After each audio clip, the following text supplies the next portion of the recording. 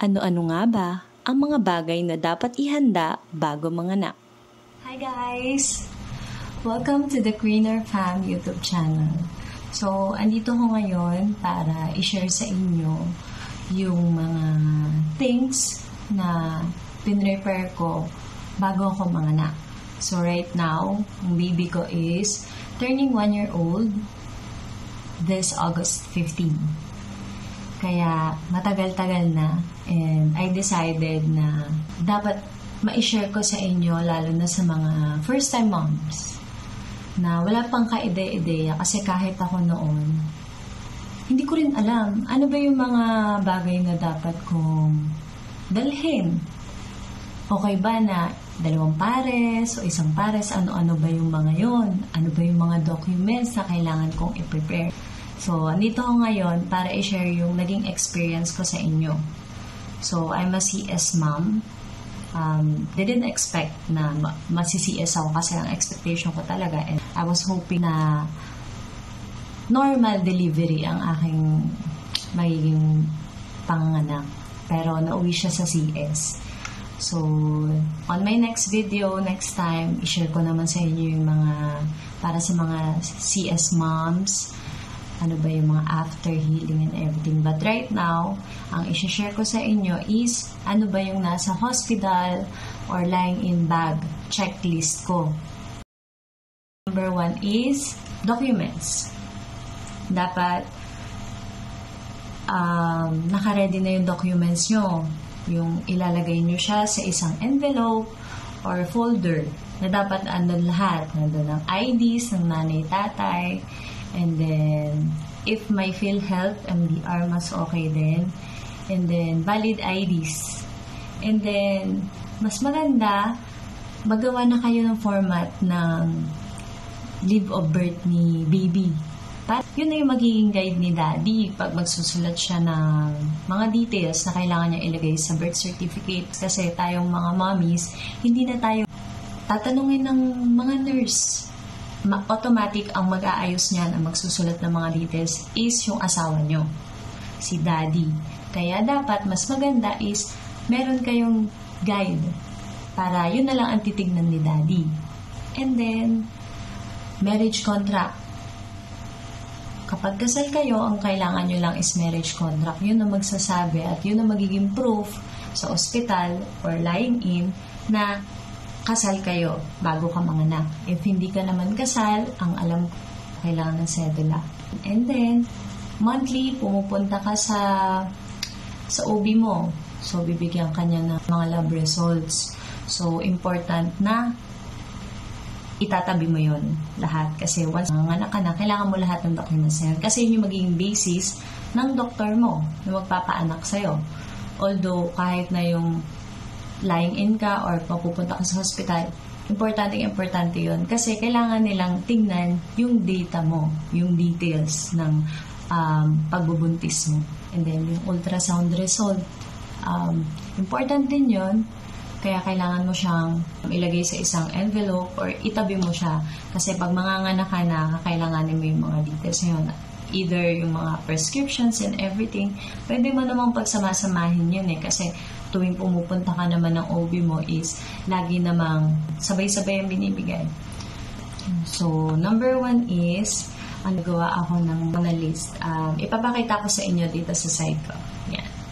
So, may ginawa ako mga list na mga labels. So, una kong ginawa, bumili ako ng Ziploc bag. So, nagkamali pa nga ako kasi yung Ziploc bag na nabili ko is maliit, medium. So, ang advice ko sa inyo, kung bibili kayo ng Ziploc bag, is yung malaki na, either large or extra large. Kasi ilalagay nyo dun lahat per day. So, ganun yung mas maganda para maayos na nakaset na siya. So, ngayon, i-share ko na sa inyo yung mga things na pinrepare ko per Ziploc bag. Or basta kahit anong lagayan ng mga gamit is pwedeng doon nyo ilagay. Not necessarily kailangan nyo bumili nito. Kung meron naman kayo mapaglalagyan, why not doon nyo na lang ilagay? Para syempre, mas makatipid kasi pag manganganak ka, importante na meron kang extrang pera. So, kailangan talagang magtabi ka ng pera para sa panganganak mo. So ngayon, meron ako ditong 3 sets of clothes ni baby. So ano ba yung mga clothes ni baby? Yung mga baro-baroan ni baby. Yan. So nakalagay doon ang unang label, day 1, day 2, day 3. So day 1 is yung receiving clothes pag mga nganak ka na. So meron ka dapat doong receiving blanket, tie-sized long sleeve, tie-sized t-shirt, pajama, bonnet, mittens, isang pares, and then booties si baby, isang pares, diaper, and lampin. So ito pa pala, nung nasa hospital ako, meron na silang binigay sa akin na bihisa ni baby. Pero pang 1 day lang yon. So sila yung nag-provide. Hindi ko alam if sa hospital or lying-in na pupuntahan nyo is magpo-provide sila ng ganon. Yun yung na-experience ko. Binigyan nila kami ng baro-baroan ni baby, may receiving blanket, booties, mittens, and then bonnet. So kasama yung sa binayaran namin.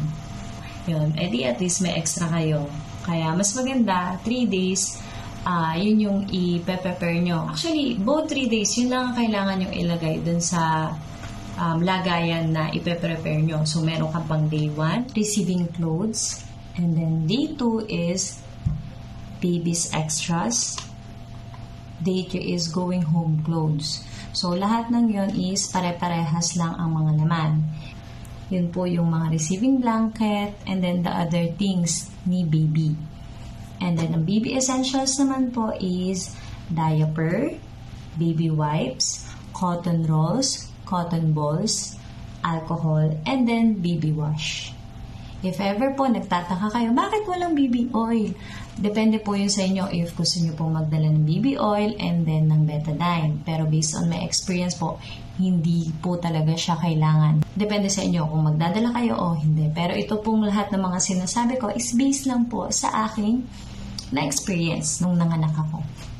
And then, ang sunod naman po is mommy's clothes and then mommy's essentials. So, sa mommy's clothes, mommy's things, so shirt, dress, pajama, underwear, bra, or nursing bra, depende sa inyo mga mommies, medyas, jacket, and then face towel, or bath towel if gusto nyong maligo, agad, pwede po. Depende po yun sa inyo mga mommies. Based sa aking experience, hindi ako agad naligo kasi hindi ko kaya. CS mom po kasi ako, so hindi ganun kadaling kumilos agad after mga anak. And then, ayun, para sa mga normal delivery moms, I think kayang-kaya nyo na agad maligo. So, go guys. Pwede kayo magdala ng bath towel. And then, mommy's essentials naman po is adult diaper, napkin, feminine wash, toothbrush, toothpaste, soap, wipes, and don't forget, one of the most important is tissue. Magdala po kayo lagi ng tissue. Yung pong tissue na hindi basta-basta natutunaw or nagpupunit-punit kapag nabasa. So, ang dadalhin nyo pong tissue is yung matibay. Kasi mas makapal, mas okay. Depende naman yun sa paggamit nyo eh.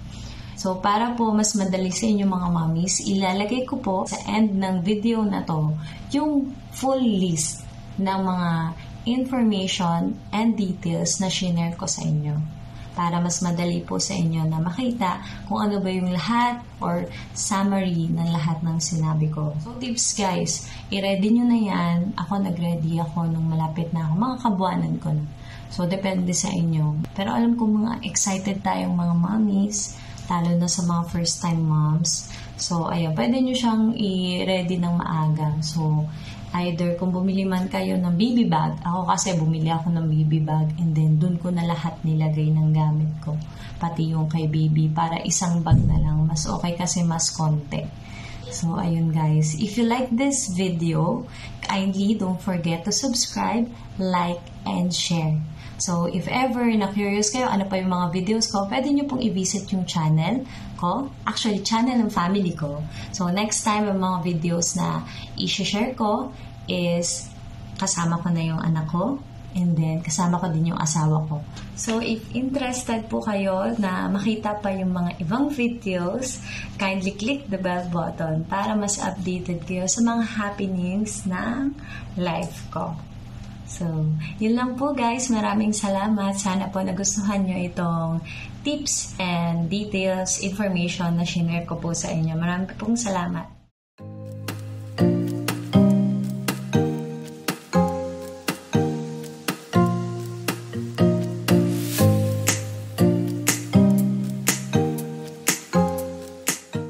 Thanks for watching. If you like this video, don't forget to subscribe, like, and share. Thanks.